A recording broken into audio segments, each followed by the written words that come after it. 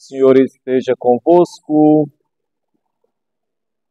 Proclamação do Evangelho de Jesus Cristo segundo Mateus. Naquele tempo disse Jesus a seus discípulos: Ficai atentos para não praticar vossa justiça na frente dos homens, só para serdes vistos por eles. Caso contrário, não recebereis a recompensa do vosso Pai que está nos céus. Por isso, quando deres esmola, não toques a trombeta diante de ti, como fazem os hipócritas nas sinagogas e nas ruas, para serem elogiados pelos homens. Em verdade vos digo, eles já receberam a sua recompensa. Ao contrário, quando deres esmola, que a tua mão esquerda não saiba o que faz a tua mão direita, de modo que a tua esmola fique oculta. E o teu Pai, que vê o que está oculto, te dará a recompensa. Quando orardes, não sejais como os hipócritas, que gostam de rezar em pé, nas sinagogas e nas esquinas das praças, para serem vistos pelos homens. Em verdade vos digo, eles já receberam a sua recompensa. Ao contrário, quando tu orares, entra no teu quarto, fecha a porta e reza ao teu Pai que está oculto. E o teu Pai, que vê o que está escondido, te dará a recompensa. Quando jejuardes, não fiqueis com o rosto triste como os hipócritas. Eles desfiguram o rosto, para que os homens vejam que estão jejuando. Em verdade, eu vos digo, eles já receberam a sua recompensa. Tu, porém, quando jejuares, perfuma a cabeça e lava o rosto, para que os homens não vejam que tu estás jejuando, mas somente teu Pai que está oculto. E o teu Pai, que vê o que está escondido, te dará a recompensa. Verbo Domini,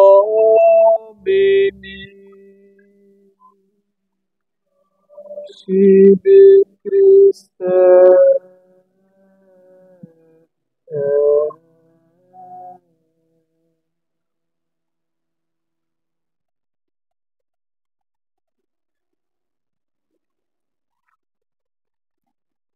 Caríssimos irmãos e irmãs, aqui reunidos nesta Igreja Matriz de Nossa Senhora do Amparo e Primar de Teresina. Como já na introdução a esta Santa Missa ouvimos, com este dia de jejum e abstinência, a Igreja nos convoca a um grande retiro espiritual que deve perpassar todas as nossas ações, o nosso pensamento, durante esse tempo denominado de Quaresma. O caráter original da Quaresma, conforme a força expressiva da própria palavra, foi colocado na penitência de toda a comunidade e dos indivíduos, prolongada por 40 dias. Na determinação da duração de 40 dias, a fim de que os cristãos se preparassem para celebrar a solenidade pascal, é mais do que certo que teve grande peso a tipologia bíblica dos 40 dias, isto é, os 40 dias de Nosso Senhor no deserto.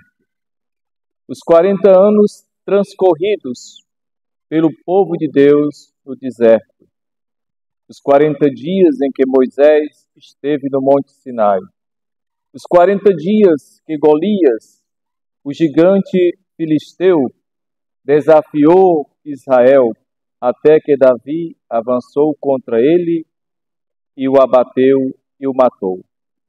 Os 40 dias durante os quais Elias foi fortificado pelo pão cozido sob as cinzas e pela água que chegou do monte de Deus.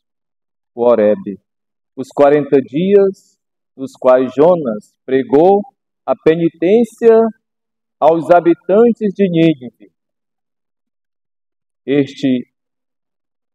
Essa nomenclatura, essa tipologia bíblica que acabamos de ouvir, aqui enumerado alguns desses acontecimentos, deram suporte para que a igreja, ao longo de um determinado período, prescrevesse como um grande ato penitencial, como um grande momento reparador à nossa vida, para que, ao chegarmos à Páscoa do Senhor, tivéssemos revestido do novo ser a imagem e semelhança de Cristo, homem perfeito.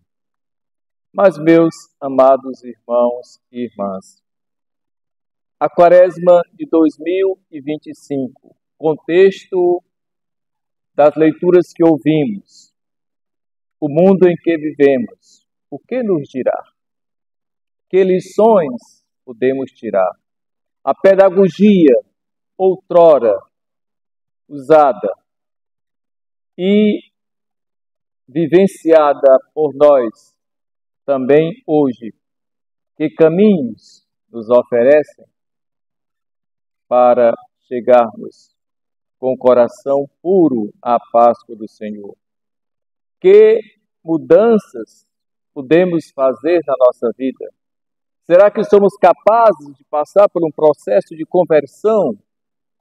Será que somos capazes de fazer uma limpeza total na nossa vida? De tirarmos as impurezas? De tirarmos o que nos inquieta, o que nos atribula? Vamos ouvir o que o profeta Joel recordava ao povo de Israel um determinado momento da sua caminhada. Diante das plantações que eram devastadas por uma praga de gafanhotos, reflete com o povo sobre as exigências de uma vida nova. A devastação era um sinal, segundo o profeta, da proximidade do dia de Javé.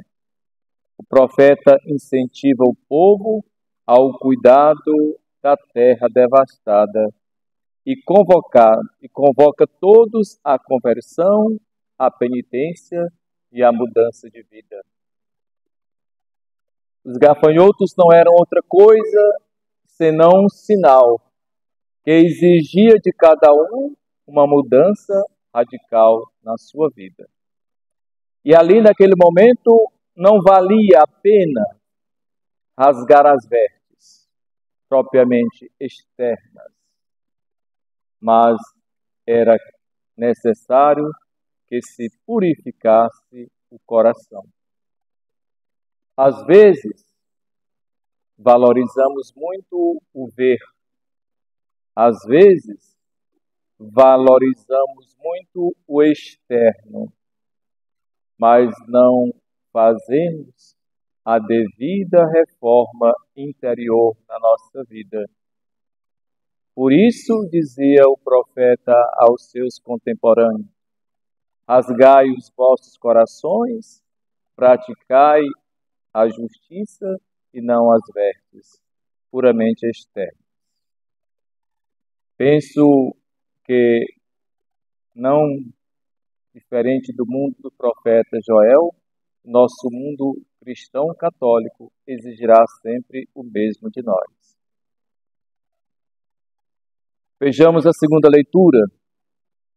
Paulo exorta a comunidade de Corinto a viver com grandeza um tempo espiritual de graça que o Senhor favorece. Exorto-vos, irmãos, a que não recebais em vão a graça de Deus, diz o apóstolo. Ou seja, a cada ano, Deus nos oferece sempre uma oportunidade. Deus é paciente, Deus é misericordioso, Deus é bondade. Quer a vida do pecador e não a morte. Ele deseja que nós façamos o nosso processo de conversão interior e de mudanças na nossa vida. Pois Ele é paciente e é compassivo. Finalmente, amados irmãos e irmãs no Evangelho, Jesus nos mostra o ensinamento novo, que supera toda falsidade e infidelidade na prática dos fariseus e escribas. É nesta perspectiva que podemos corresponder à palavra do Evangelho.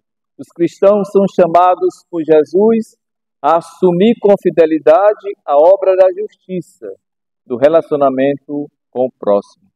A esmola, a oração e o jejum são práticas antigas e consideradas partes dos exercícios de ascese espiritual. Jesus também retoma tal exercício para que respondam à sua finalidade essencial. Os enquadra na relação de intimidade com o Pai e com os discípulos. Sua prática, contudo, deve evitar a busca de privilégios, poder e recompensas. Isto, além de bloquear a relação filial com Deus, torna-se fonte de conflitos entre as pessoas.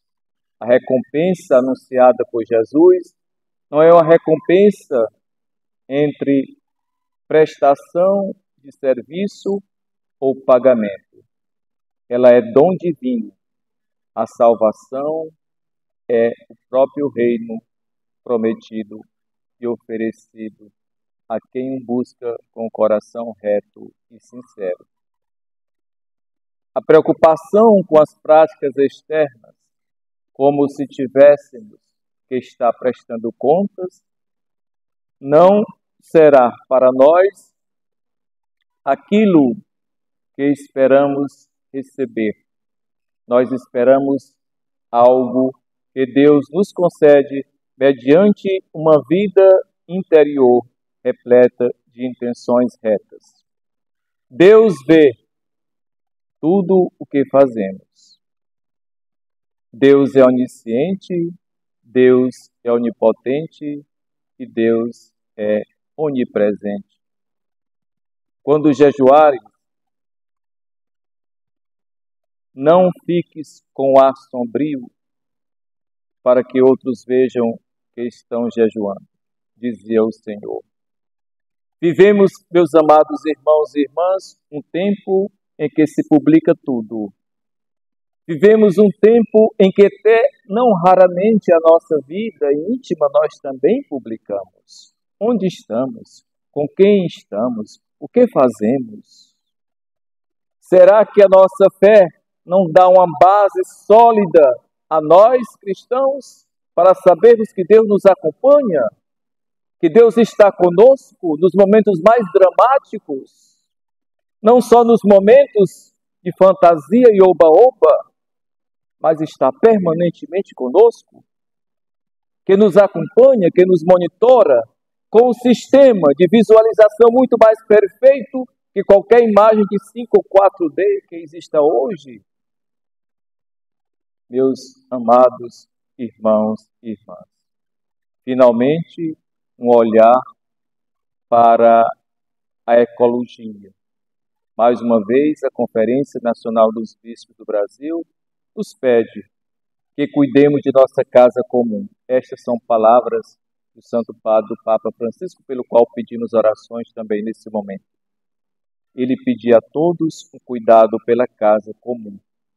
E este ano a campanha da fraternidade ressalta uma ecologia integral, ou seja, que cuida de tudo e de todos.